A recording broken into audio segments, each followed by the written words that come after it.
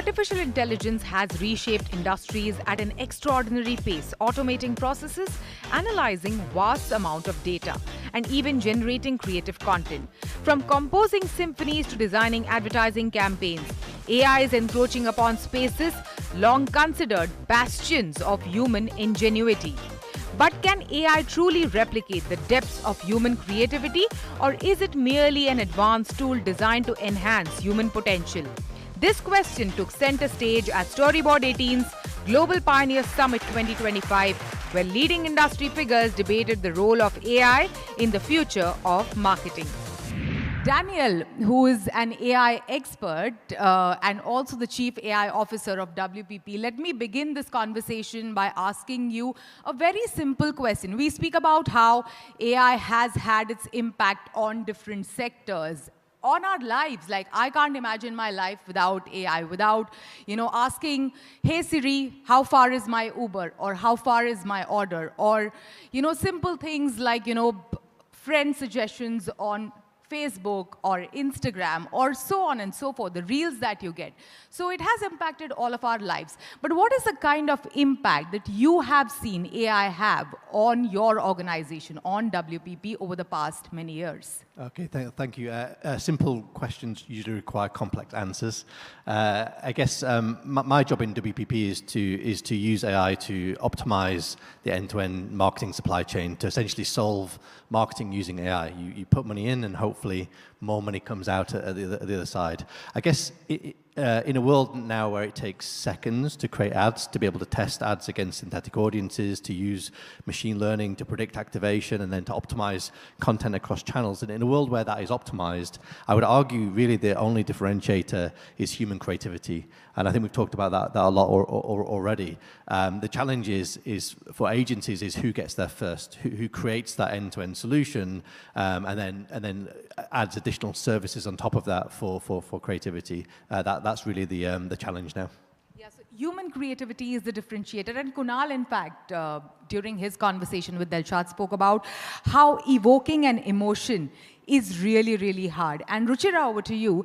For a category like yours, marketing in premium lifestyle category like alcohol, it relies on emotions and human experiences. So tell us, can AI truly capture the human emotion while reaching out to your consumer? Phase one of AI was all about efficiency. Daniel, you spoke about it. It was all about efficient targeting, reducing cost, efficiency, efficiency, efficiency. Phase two has actually been data and acquisition. Someone said data is the new oil, and everyone chased after data to say, how do we get data in? And now, how do we now create experiences? To your point, we can tell you what could be your preferred flavor amongst all the, I don't know, how many hundreds of scotches across our distilleries, right? Now, and by the way, it predicted mine spot on. Spot on. A liquid I'd never tasted, I liked it, and ever since then, I love it, right? We could tell you about, let's say, what cocktails you want to serve at an intimate dinner serving, etc. Great, super. Where it works with, in industries like ours is, forget the income level, affluent or not. I think what it does is it sorts through various data and gives you the options in a world that's increasingly cluttered, lots of propositions. Kunal spoke about so much data, so much content being thrown at you, right? So what it does is it sorts through all that white noise and gives you something that belongs to you. So personalization is where AI has today arrived in terms of customized solutions. Does that substitute for emotional, let's say the setting, going to Isla, tasting that thing in that moment and saying, I'll always go back to that moment? I don't know. Could it get there? And I guess that's the question this panel is going to talk about, because my belief is when you make that creative breakthrough, that's when magic will truly happen. Yes. So human creativity to the power of AI, and not vice versa. Sanjay, how can you create, or AI help demonstrate measurable business impact and growth? See, I think one of the power of AI is on a couple of different fronts, right? The one is it creates optionalities, I think, which is what I think Daniel was talking about. And I think it's, if you look at, I think Kunal had a great, I love the term, boring transactions, interesting transactions. We inordinately as companies spend a lot more time creating the the data to then make the interesting transactions, if you kind of take the same parlance and incorporate this thing. What AI is doing is, with the compute power, it's creating optionalities at an incredibly rich pace for you. So now, from that optionality, you're spending a lot more time saying, okay, what makes sense to do? And I can make those choices, understand the feedback on those choices, to your point around the measurable business results. So you can configure your systems, you can configure the business to understand the intelligence of the choices you're making and make different choices and kind of figure out what value parameters you want to start to measure and improve on. But one of the traps that I feel a lot of people fall into is to equate AI to efficiency. Right? And I think it's a bit like, there's a great quote which says, transformation is about the caterpillar becoming the butterfly, not a faster caterpillar. And I think if you use AI for only automation, you're just going to have a lot more faster caterpillars. Whereas the whole power is you are now able to link data in a manner that wasn't able to get done before because of the power of the compute, and get insights that you didn't know before. Therefore, you can reimagine how you think about a process itself, an engagement pattern itself, link very, very, earlier uncorrelated data aspects to create something very new, instead of saying, I know how this works, let me just templatize the steps and make this happen even faster. I'm not saying that's bad, but that's like, sitting on a gold mine and digging with a spoon. I mean, it doesn't make sense. Yeah. Can I add a point to that? I think, honestly, for me, the session itself, creativity versus AI, I think we give too much importance to marketing and AI in marketing. I think I want to take a step back. For me, the biggest use case of AI is not in marketing; it's in customer experience. And it's all about, it has to be thought through as a business versus saying how can AI help or better. Not just one function, one function of the business, which is marketing. Because finally, customer experience happens at various levels. It starts from saying that, as Ruchira said, what is the right flavor for him? And it's got nothing to do with marketing. It's about, if I understand what is the right flavor for him, how do I build the right product and the right proposition for him?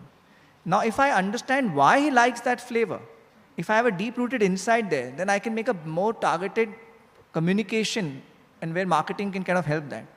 And once I've found a better communication, then my agency using AI can automate that process of making the film faster, cheaper, and I can kind of do that. Once I'm running those films, and then I know which one's working, which one's not working, based on how AI is getting that data, I can make my media more efficient. I think it's the whole life cycle of the business that AI can help you deliver better value for the customer, better customer experience, and deliver more profitability for you as a company. And I think that's the way I've always looked at AI in its entirety in the business. And therefore, when I always have these conversations of AI and marketing, I sometimes struggle with that conversation because I end up getting into, but it's not just about making it cheaper and faster. It's about the whole customer experience end-to-end that AI can influence. I want to add to that. That's why when we talk about experiences, similarly, we talk about it as an omni-channel journey, which has got only one touch point of that is one content piece. It's literally every single thing, even awareness, advocacy, evangelism, trials, liquid on lips, everything. Now the question is, do you have an underpinning mechanism that helps you to understand the points at which you can make the most impact by knowing what consumers want?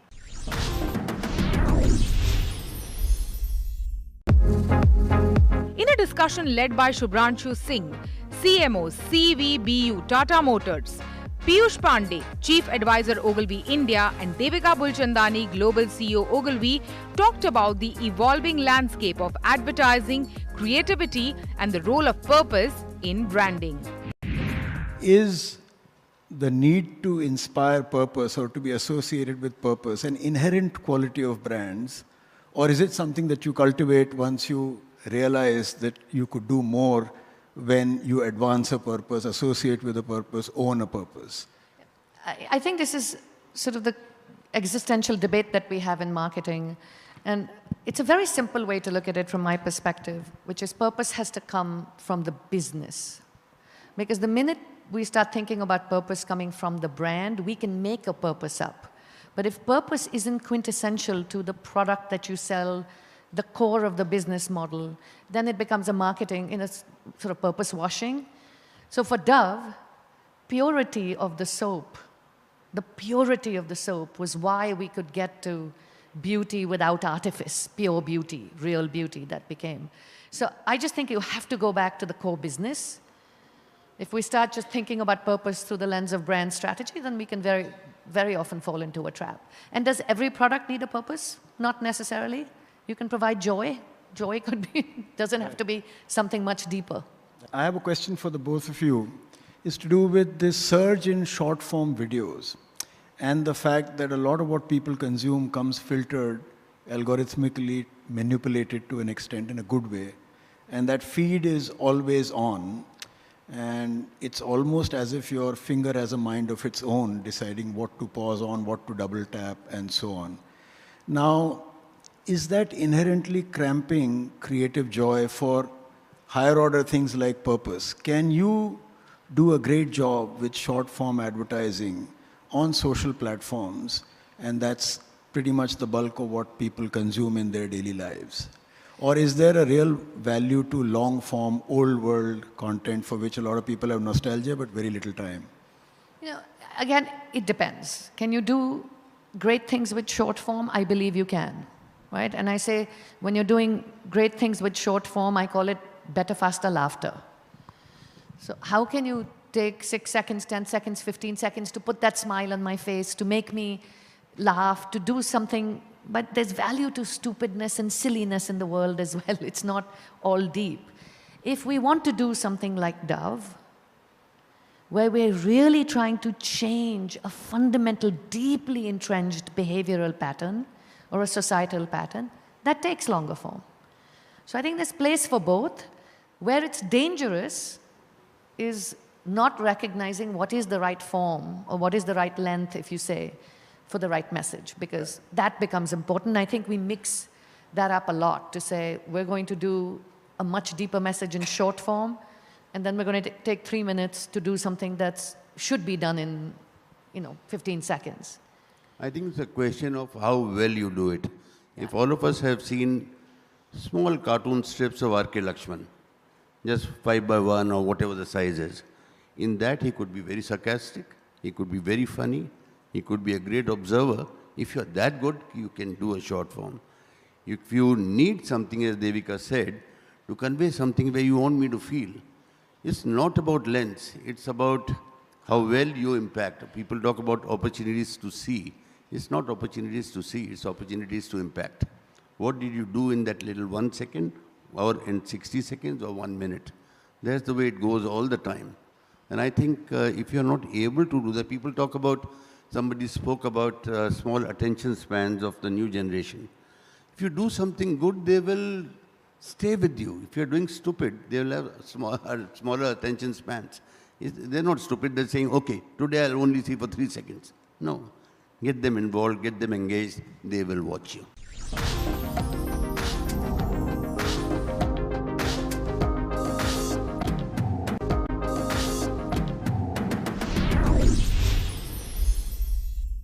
Today, we are diving into the fascinating world of game marketing and the ever-growing phenomena of mobile gaming in India with two industry leaders. Joining us first, we have Srinjoy, the Associate Director of Marketing at Krafton India. We are thrilled to also have Rahul Mathew, the Chief Creative Officer at DDB Mudra Group, who's been closely involved in some of the most innovative campaigns around BGMI, including the spectacular in-game wedding event called BGMI Krafton, the Great Indian Wedding. Welcome to CNBC TV 18. Yeah, thanks for having us here. Thank you so much. The pleasure is all mine. Enjoy. Let's begin this conversation with you. Give us an understanding and insight on, some of the key trends that are shaping the gaming market, and how is marketing a game different in India as compared to any other market? See, as a generation, we started gaming directly on mobile phones for us as Indians, right? So one of the key things which came out is that the size and the scale of the Indian gaming market is simply huge, because the number of mobile devices is hitting closer to 1 billion right now in India, right? So with smartphone access, with internet access, the scale is enormous. And along came BGMI at exactly the right time, at possibly the rightest possible place that you can think of, with the demographic dividend that our country enjoys, right? So what it means is the way you do marketing is very, very different than traditional ways that you would do marketing. There's a heavy amount of influencers involved. There's a heavy amount of what we call streaming, which is involved. Like just around 2020 when COVID hit, like we had a lot of streamers come on board. And the other thing is we have to be extremely engagement oriented. What it means is it's no longer a content and an ad that you put out and expect people to watch it and react. It's very, very engagement oriented. The reason is very simple, because when you're playing a video game, all of your emotions and all of your attention is on a game that you're playing, right? So as gamers, you're tuned to expect from the brand that there's going to be some reverse engagement. For example, no longer am I satisfied at just looking at an ad. Is there something to do inside the game? Does it affect my life in some way? I'm talking about relationships, which we'll probably explore a little bit later on. Does it allow me to do something more than just rewards, more than just downloading a game and playing a game, right? So those are some beautiful ways I think video game marketing is different, and those are some beautiful trends which I see overflowing into some sister industries as well as we go down the road. Yeah, so fascinating. And when you look at, when you say gaming, you imagine like the profile of the consumer, like, without knowing much, you paint like a picture of, okay, this is how a gamer would be like. But, having worked with BGMI for such a long time, Rahul, what were some of your insights that, had you staggered, like, in terms of, what is like an average gamer and, like, what are some of the things or characteristics of this consumer? Yeah, I mean, it's you're right. We think of these, I think movies have conditioned us to see these nerds sitting in one corner in a dark basement. हमारे यहाँ basement होता नहीं है. So, but end of the day, it's more than a game. It has evolved, BGMI specifically, has evolved into a platform. These are people who have a time in which they come. It's their adda.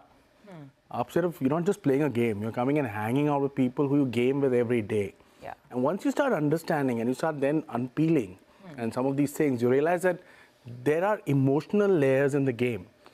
Another statistic which we found when we were talking to the team is, so the lobby where the game starts, the people spend 3x the time there than what they play inside. That's where a lot of conversations happen. That's where a lot of connections happen.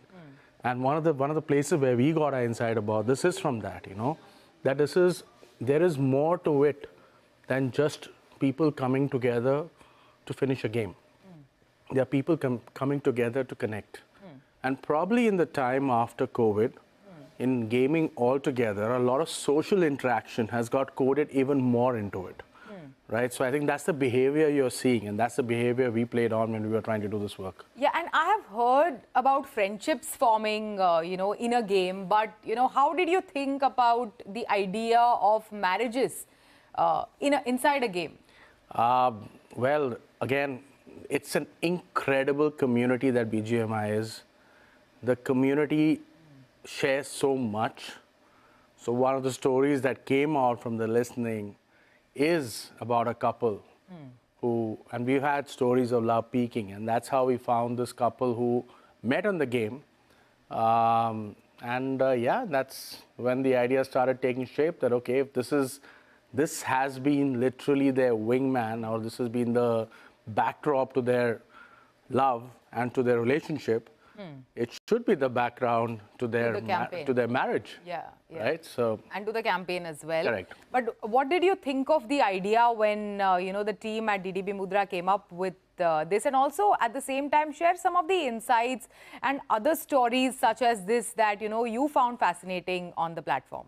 We also have in-game features, by the way. So you can choose a lot of friends inside the game, but there's only one person you can choose who you can send a love heart of sorts, right? So there are some unique mechanics built inside the game as well. So the more you play against each other, play with each other, your synergy builds up and all of those things, right? So we built on all of these things, and then when we were looking at data, we realized that there's something which needs to be done about this. A lot of people are building more than just friendships over here, right? And along came the story that Rahul and the DDB team found out, which is that a couple hadn't gotten married. It's not the first time it's happened, but this is a story that when we spoke to the couple, we felt that they really felt that this platform made a huge difference to their lives. Imagine finding your life partner and what they owe it to. Platform, yeah. So we thought, hey, can we celebrate that? And that's where the entire idea came about, that we should pay a tribute to possibly one of the most beautiful and sacred relationships out there. And that's where it sort of evolved, and Rahul and we both of us took it to a really next level of sorts. Rahul, give us an understanding on how organizing an in-game wedding different from, you know, organizing a physical wedding. What did it take? Oh, it took us some time to get around to it. It's because there's a lot of things we also wanted to do, which this symbolizes something more, and we want to make sure we capture all the symbolisms of it. That, yeah. So, like stuff like you've taken elements. So the invite, which has gone to a lot of people as well, has elements from the game crafted into it. Yeah. So when you see it, it looks like a loot box, which is there in the game, which is your invite. But आप अगर उसको जब पास में देखो, you'll start seeing more elements crafted into it. So the whole thing about working with, and again, we didn't work alone. There's one thing we learned when you're working on gaming, you have to work with the community. So we do have people from the community helping us kind of design the landscape inside the game. ताकि आप वो map, in the map in which people play, we're creating the whole wedding place, mandap, everything you've been created. You have a place for the Sangeet, you have a Mehndi happening inside. We've taken elements from the game, and that's going to be the actual Mehndi the bride's going to wear. The lehenga has got elements from the game crafted into it, which has been curated by Ritu Berry. So we put everything behind it. It's exactly how the wedding would happen in real life, and is happening in real life, but is also happening with the same grandeur and pomp in the game. So it took us some time to really get our head around it. But I mean, it's amazing. Like I keep saying this, the community is so amazing. They know so much about the game. And the more we tell them, they make it richer for us. Wonderful. By helping us, why didn't you do this instead of doing this? Like, oh yeah, that's fantastic. Let's do that. Taking a cue from this, wedding planning can be an alternate profession for you guys. I don't think anyone from the team is going for a wedding for the next 3 months, 4 months. Koi nahi jayega. Like. Perfect. Thank you so much. Thanks for sharing these insights, and thanks for joining us Thank today. you. Thank you so much.